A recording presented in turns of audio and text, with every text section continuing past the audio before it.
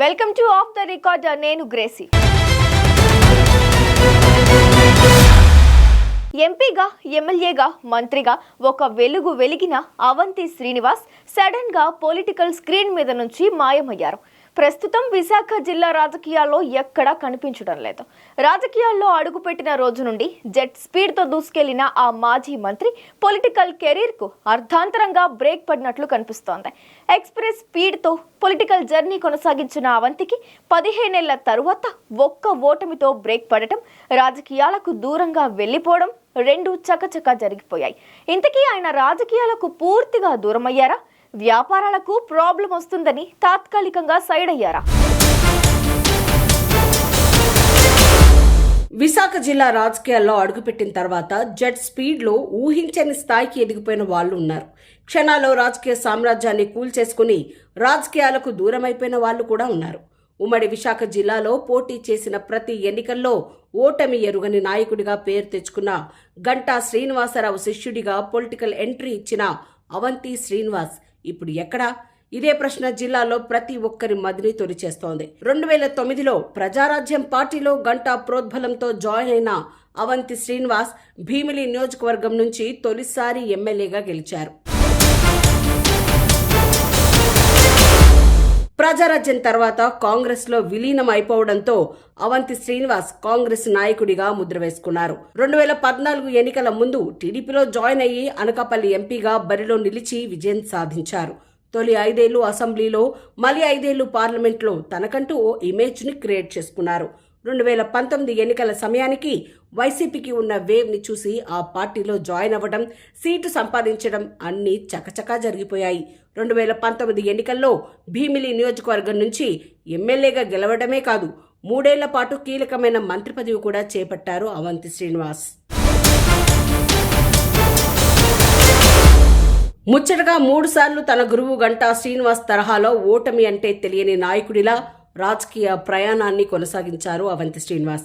అయితే ఎవరి దగ్గర రాజకీయ ఓనమాలు నేర్చుకున్నారో, ఎవరి వల్ల రాజకీయాల్లో తన ఇమేజ్ ని పెంచుకున్నారో అదే గురువు గంటా శ్రీనివాసరావు చేతిలో భీమిలి నియోజకవర్గం నుండి 2024 ఎన్నికల్లో ఘోర ఓటమిని చవిచూశారు. ఎక్కడి నుండి అవంతి శ్రీనివాస్ రాజకీయాన్ని ప్రారంభించారో అదే నియోజకవర్గంలో ప్రస్తుతం ఆయన కెరీర్ ముగిసిందనే ప్రచారం జోరుగా సాగుతోంది.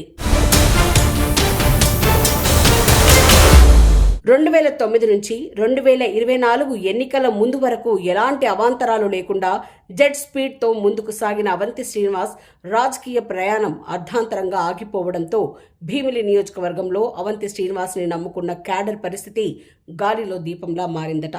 2024 ఎన్నికల్లో తన గురువు గంటా శ్రీనివాస్ చేతిలో ఓడిపోయిన అవంతి శ్రీనివాస్ కొన్ని నెలలకే వైసీపీ ప్రాథమిక సభ్యత్వానికి రాజీనామా చేసి రాజకీయాల నుంచి తాత్కాలికంగా తప్పుకుంటున్నట్లు ప్రకటించారు.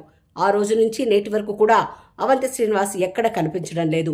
రాజకీయాలకు దూరంగా ఉంటాను అని ప్రకటించిన అవంతి శ్రీనివాస్ నిజంగానే రాజకీయాల నుంచి పూర్తిగా దూరమైపోయారా, లేదా ఏదైనా రాజకీయ పార్టీలో జాయిన్ అవ్వడం కోసం ఎదురుచూపులు చూస్తున్నారా అనేది అంతుపట్టకుండా తయారైంది.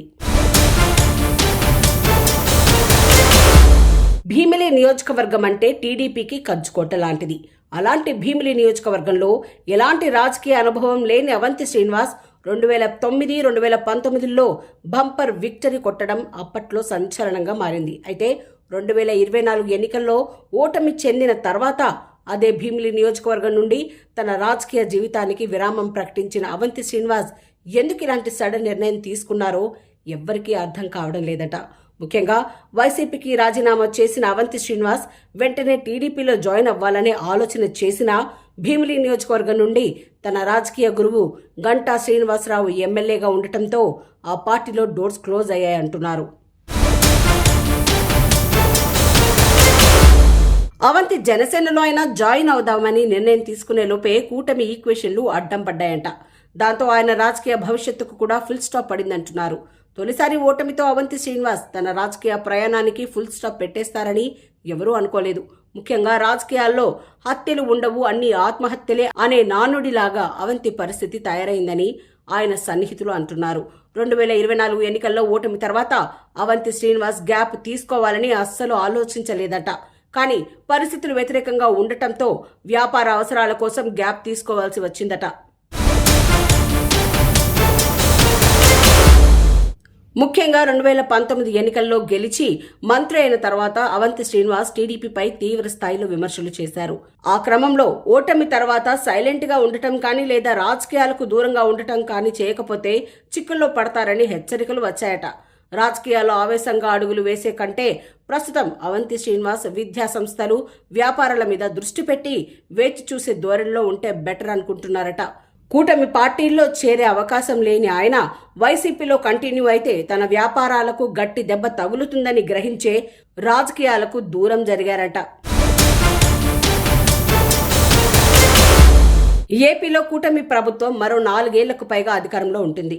ఆ మిత్రపక్షాల్లో జాయిన్ అవుదామనే ఆలోచన ఉన్నా ఇప్పుడు అవకాశం లేదు కాబట్టి వేచి చూడటం తప్ప మరో దారి లేదని అవంతి శ్రీనివాస్ కూడా అర్థమైందంటున్నారు. ఇప్పటికే భీమిలి నియోజకవర్గంలో పాగా వేసిన గంటా శ్రీనివాస్ 2029 ఎన్నికల్లో తన రాజకీయ వారసుడిగా కొడుకును బరిలోకి దింపడానికి ప్లాన్ చేస్తున్నారు. అదే జరిగితే అవంతి శ్రీనివాస్ భీమిలి నియోజకవర్గం నుంచి పోటీ చేయడం అనేది ఎప్పటికీ జరగదు. అవంతి రాజకీయ జీవితం ముగియడంతో పాటు తన వారసులను కూడా రాజకీయాలకు తీసుకురావాలనే కలగానే మిగిలిపోయే అవకాశం ఉంది. కూటమి అధికారుల్లో ఉన్న వాళ్ళు వేచి చూస్తే 2029 ఎన్నికల నాటికి నియోజకవర్గాల పునర్విభజన జరుగుతుందని, అప్పుడు ఏదైనా అవకాశం దక్కకపోతుందా అన్న చిన్న హోప్తో అవంతి వెయిట్ చేస్తున్నారంట. నియోజకవర్గాల పునర్విభజన జరిగితే భీమిలి నియోజకవర్గం ఖచ్చితంగా 2 నియోజకవర్గాలుగా మారుతుందన్న ప్రచారం ఉంది.